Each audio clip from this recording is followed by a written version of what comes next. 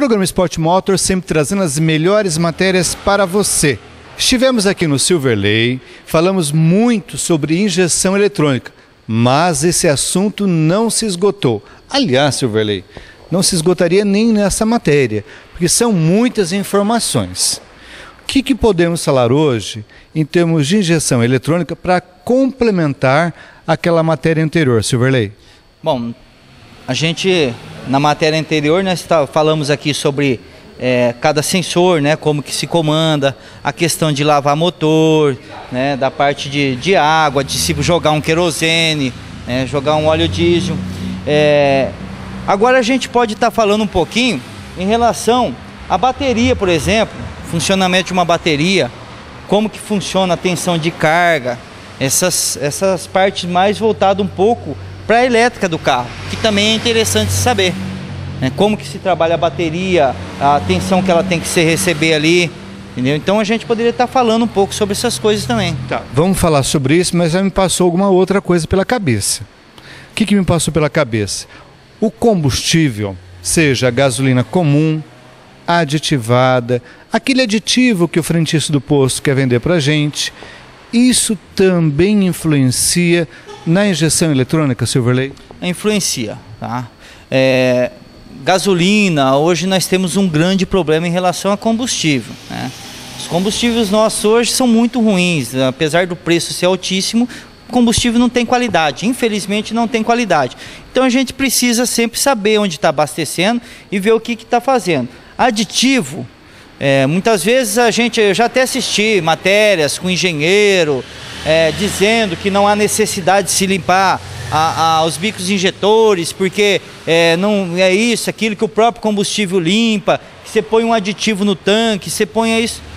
A realidade é outra. A realidade na prática que a gente vê é totalmente diferente do que se diz na teoria. Muitas vezes a gente vê um engenheiro falando, é tudo muito bonito, mas eles falam aquilo e até acaba sendo criando um problema para a gente. Contrário à realidade do dia a dia, não é mesmo? Exatamente, porque a realidade que a gente vê é outra. Muitas vezes eu já tive alguns questionamentos de cliente chegar para mim e falar que ele viu uma matéria onde um senhor dizia que não se limpa bico injetor. Não se limpa. Então o que a gente faz é enganar um cliente. Mas não é isso que acontece. Eu estava dizendo para você em off que eu estava com um carro aqui que chegou falhando. Por fim eu coloquei os bicos na máquina e um bico tinha uma vazão menor. 3 com 25, faz de 25 e um com 12. E era o justo que estava vazando. Nós fizemos a limpeza, voltou, o carro saiu normal. Então o que tem que fazer? Se não pode limpar o bico como os engenheiros dizem, o que a gente faz? Coloca 4 bicos novos? Porque aí nem usado eu vou poder colocar. Lembrando que limpeza de bico é um trabalho eletrostático para tirar as impurezas naquele micro furinho que tem para injeção do combustível, é isso? Exatamente. De acordo com... Por conta do combustível, que tem muita coiseirada no meio, isso aí tudo vai criando uma resistência interna. E ele acaba não tendo a vazão suficiente. E aí acaba derrubando essa vazão, não tem um combustível suficiente, o cilindro vai falhar. Então há necessidade sim de se limpar bico. A realidade que a gente encontra hoje é totalmente diferente do que se diz na teoria.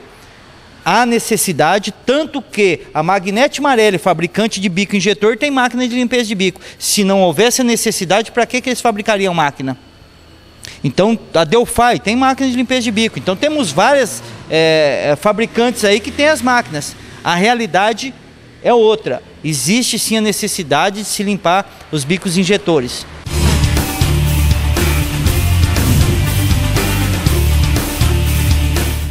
Essa limpeza, Silverley, em decorrência dos combustíveis, não é mesmo? Exatamente, a qualidade do combustível. Então é bom que se entenda isso. Isso é um assunto até polêmico, né, Marcelo? Eu não gosto de tratar, mas há momentos que a gente também tem que se defender de alguma coisa. Porque as mídias aí lançam essas coisas no ar e a gente passa por estar enganando um cliente, mas na realidade não é isso. Existe sim a necessidade de fazer as limpezas dos bicos injetores, tá? Não com frequência, tem gente que acha que cada 6 meses, não é isso. Tá? Eu sempre digo que um carro para chegar é uma revisão de 30 mil, 35 mil, aí se faz uma limpeza de bico. Muitas vezes o carro ainda não está falhando, porém já existe uma resistência nesses bicos. E a gente vê quando a gente passa na máquina, então a gente já sabe que tem, faz a limpeza, você não vai ter problema nenhum. Aditivo até ajuda em alguns pontos aí, esses aditivos que se usam no posto, até ajuda, mas não é esse o que vai resolver o problema do combustível. Me tira uma dúvida, desculpa te interromper. No caso da limpeza dos bicos, é somente para as pessoas que utilizam a gasolina ou se eu usar só o álcool também precisa de limpeza de bico, Silverley? Não, também temos problemas com o álcool, tá? Apesar dele não ter sujeira, não ter nada, mas com o tempo ele acaba criando uma resistência.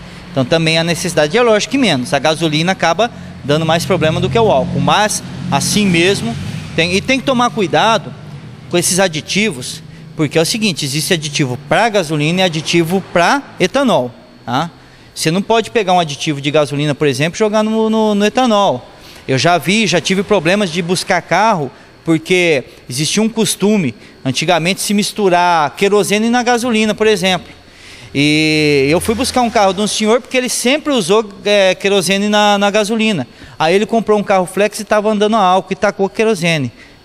Deu um efeito, criou uma borra, acabou entupindo todo o sistema de combustível. Então tem que tomar cuidado com o que se mistura. O ideal é usar o combustível normal, se é comum, usa comum, se quiser colocar aditivado, coloca aditivado. Particularmente, eu só uso gasolina comum. Beleza, vamos lá. Mais uma dúvida sobre injeção eletrônica. Uma dúvida muito legal. Silverley, me falaram uma vez que eu estou andando no álcool, ou na gasolina. Isso para carros flex. Me disseram que é interessante andar 2 tanques com gasolina, 2 tanques com álcool. Ou seja, intercalar os combustíveis para o sistema meio que funcionar melhor. É fato ou é mito? É mito. Não há necessidade disso. O software não tem nada que tem que acostumar, não existe nada disso. Existem algumas memórias nele, por exemplo, uma memória RAM, que ela vai se renovando, tá? Mas isso aí não tem nada a ver. Existe sim alguns problemas. A pessoa que sempre usou o etanol, agora vai voltar na gasolina e o carro não aceita, mas aí não é um problema porque ele estava usando já, é um problema, pode ser um problema relacionado ao próprio software, ou até mesmo algum problema no sistema de injeção, que por mais que você jogue ele para gasolina, porque a gente consegue trocar o combustível da central através de equipamentos. A gente disse que se colocar combustível e rodar, ele vai reconhecer. Porém, quando ele muda isso aí, a gente entra com o equipamento, faz o reconhecimento e muda. E muitas vezes você muda para gasolina, por exemplo, você dá partida, já logo sai com o carro e ele volta para álcool. Isso daí é um defeito, não é porque você só estava andando a álcool, que agora só vai rodar. Não é, é um problema que já tem que ser resolvido. Tudo sobre injeções eletrônicas aqui no Silverley Autoelétrica. Já, logo depois dos nossos apoiadores, do intervalo comercial, muito mais, falando o quê? Daquela parte de bateria, aquela parte eletrônica que influencia na injeção. Já, logo depois dos nossos apoiadores, aqui no Silverley Autoelétrica.